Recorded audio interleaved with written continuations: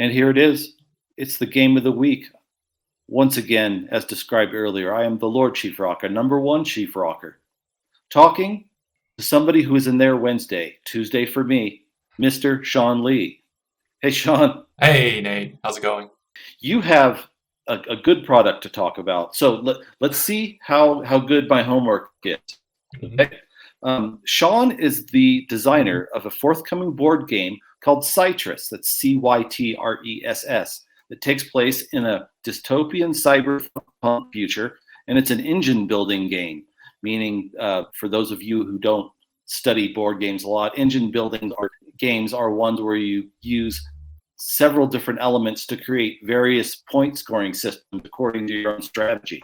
And what's unique about this game, and Sean, you can tell us more, is that the action spreads not only in 2 dimensions on the gaming table, but actually goes up. Yeah, that's right. So, this game was inspired by a lot of the meaty Euro games out there, like Terraforming Mars, even some of the lighter ones like Wingspan. And it really, I just love those games. So I thought, okay, what are these games doing right? And then what are some of the elements that I like from this? Let's make that into, a something with a theme that I enjoy, which is currently cyberpunk. I'm just been obsessed with the theme for the past like 4 or 5 years, and I thought, okay, let me just make a game on this. It's essentially just a culmination of my board game experience from when I started playing board games. One of the earliest games that I played, Catan or Carcassonne. So you've got resource management, and then you've also got your area control. Started from those two, and then ventured into more deeper, more thematically, bigger games, and just enjoying that space. And it's not a game where it's just any Euro with a theme slapped on it. It's genuinely it feels like you're doing that in the game. It doesn't feel like it's a gimmick. It actually supports the narrative, which is awesome. Yeah. And you said the magic word earlier, Sean, and it is narrative. Let's rewind a step Mhm. and talk about the story space of the game. In the world of Cytress, if I'm a player, who am I and what am I trying to achieve? So essentially, you're playing as a rebel. So you're playing as one of these cyberpunk rebels, and you're trying to work your way to the top, right? So there is a clear divide, and it's represented by the board as well. Like you've got the 3D structure, which is the tower. So that's where all the elites live. The rich people, they reside in this tower, and then you've got the normal people. Everyone else who's just working, their 9 to 5 job, or just doing everyday things, and they're just trying to find a way up there, to live this life. And so you go around, essentially you go around throughout the game, meeting these different people, and you're doing different missions for them. And as a reward, you get some of their benefits. So you as a player, you obviously play as a character, but you also have what we call a life path or a player board where you have 4 different life paths, which allows you as a player to branch out. So you don't have to play the character, the way it's designed. Like you can branch out differently. You can choose to play a strict corporate life path, so you can just work for the corporations and not do anything else. Or you can branch out a bit and try a little bit of different everything. It's almost like an RPG, but in a board game sense. And you essentially build on the life path, and you get closer and closer to a certain faction, which allows you to become stronger at a certain skill. So each of these life paths correspond to one of the phases or actions that we have in the game. And it's very clear in the way it's displayed with the I guess the user interface, where we have cards just stacked right next to each other. So essentially, when you complete or build out your life path, you have pictures that are just side by side, and they make up a panorama picture, and you can see like your journey, So it's not just you're building your Tableau or whatever, right? In like most engine games, like engine builders, you're actually seeing a progression of the pictures, and they show you what you've done, what sort of missions you've been on. But the interesting thing is we didn't just want to use icons in the game as gameplay mechanics. We wanted to use the pictures as well. So the pictures are also something that you have to look out for. I know it's not done in a lot of games where they just use icons to say, okay, if you want this resource, make sure to look out for this icon, right? But in this one, you're actually looking for the pictures as well. These pictures tell you something because they are used later on in the game. That sounds fascinating. So, in essence, you're using iconography in a new way, and it almost sounds like as if your player's play area is almost a narrative scrapbook of sorts.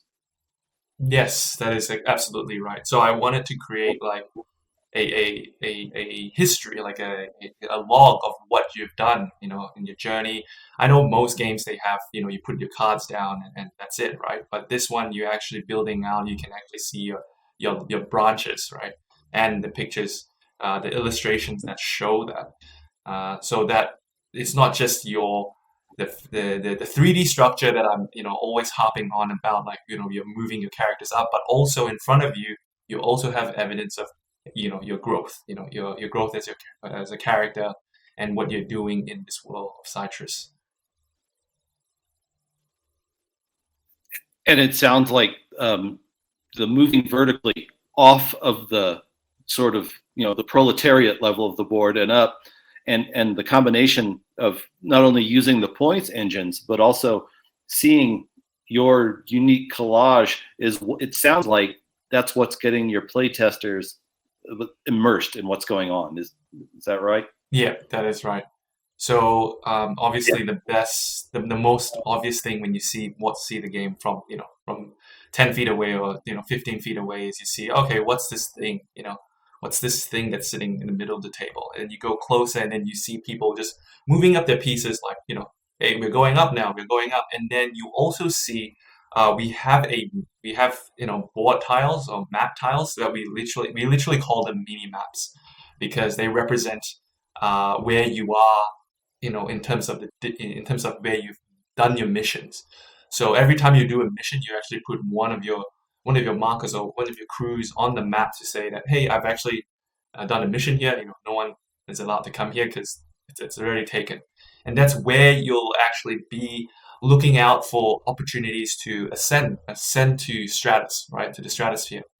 And so when a player gets to that stage where they have enough resource, they have enough intel to go up, they will then meet with one of these stratolites, which are these people at the top, and they will make do their trades, and then they will be players will be placing these tubes. So these are also um, it's very very unique tubes that actually connects to each other. It's like the game Takenoko, where you have these bamboo tubes, but for us it's actually these sort of waste chutes that the elites dump their trash through.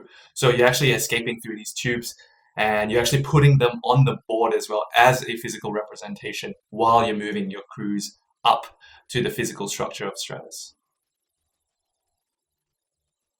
It sounds fascinating, and I have seen other people on Twitter who have copies of your prototype already in their hands. They have it on the table. It looks pretty, and I know mine's on the way. So just to let my listeners know, Sean graciously allowed us to let me play around with the sort of the pre-funded version of the game as he has envisioned it. And so just know that after this segment, I will probably be coming back on my own once having played it and revisit it again. And by the way, Sean, how many people can play Cytress? Yep. So you can play alone. It has a solo mode, and you can play up to 5 players. So I understand there's a huge solo gaming community out there, and I myself sometimes it is hard trying to find players to really be as invested as you. So what is the solution? Create a game that you can play by itself.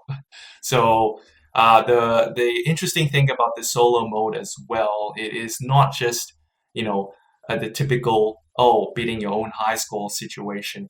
It is an actual AI that learns your moves. So it is a programmable AI that when you make this move, say you visiting the Copocrats, they will know, and they will know that you have made a visit to the Copocrats, and they will adjust accordingly. So this is all done through the rules, and also done through a system that we've developed, and it's all included in the rules. So it's not like you have to download an app or anything like that. It's all really intricately explained in the rule book. Yeah. It sounds rich and fascinating, although I'm wondering that it'll probably take me longer than one round to figure that out, because it sounds like there's a lot of moving parts. But I will say it does sound like a fun and wild adventure. Sean, I'm going to give you the floor. If people want to learn about you, more about you, what you've created, and how to learn more and support it, where should they be going right now? Yeah, of course. So you can go to our main website, which is cytress.com. It is cytress.com, and sign up to our mailing list. And then you can also join over hundreds of our members on our Facebook group. And we've already got like 1,000+ people who are already part of the mailing list, and that's probably the best place because you get the most value. But yeah, if you like Euros, like Terraforming Mars, Wingspan, Cytress is essentially a combination of both. And if you don't like resource management games, that take too long, just for the sake of it, or if you don't like, games that just have a theme, pretty much a Euro game that can fit any theme, you want something more like, okay, it's connected to the gameplay. Cytress streamlines both of that. Streamlines the time and also, the gameplay design of it. So, this has been a chat about the upcoming game, Cytress, by Mr. Sean Lee, who is here with us today. Sean, thank you. To his point earlier, go over to cytress.com. That's cytress.com. Check out his Facebook group and get on the mailing list so you can see what he's up to. I know based on this conversation and previous ones that I'm certainly curious and eager to get my hands on it and see what it looks like and how it feels, how this story feels on the table. So, Sean, thank you so much, and we'll be in touch again soon. All right, boss? Yep. Awesome. Thanks for having me. My pleasure. Adios.